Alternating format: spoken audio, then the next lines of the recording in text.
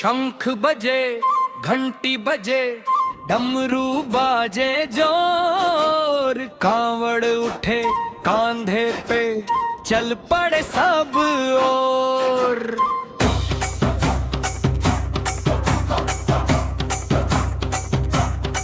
हर हर बम बोले गूंजे नगरिया, चल सो कांवड़िया बाबा के नगरिया।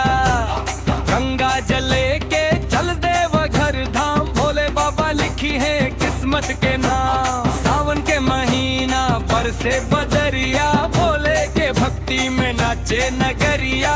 मनवा झूमे पगली हुई चाल, बाबा के नामे सगरो खुशहाली हा। हर हर महादेव बोल बम। हर हर महादेव बोल बम। भोले के दरबार सब मन होई नम। हर हर महादेव बोल बम।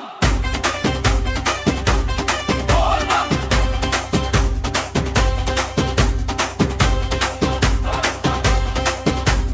सावन के महीना बरसे बदरिया, भोले के भक्ति में नाचे नगरिया। डमरू के धुन पर झूमे संसार, बाबा के कृपा से होई उद्धार। कांधे पे जलिया दिल में उजागर, भक्ति के राह में मिट जाला भार। जयकारा उठे गुंजे आसमान, भोले के नामे मिलेला वरदान।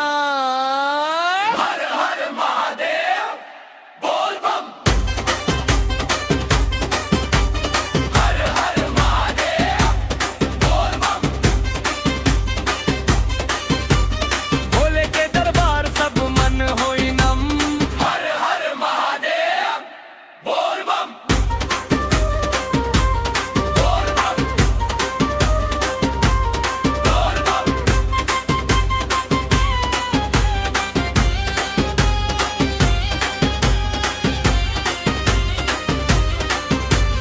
शहनाई बजल बांसुरी संग जाए, सिंथ के पर्दा में भक्ति लहराए।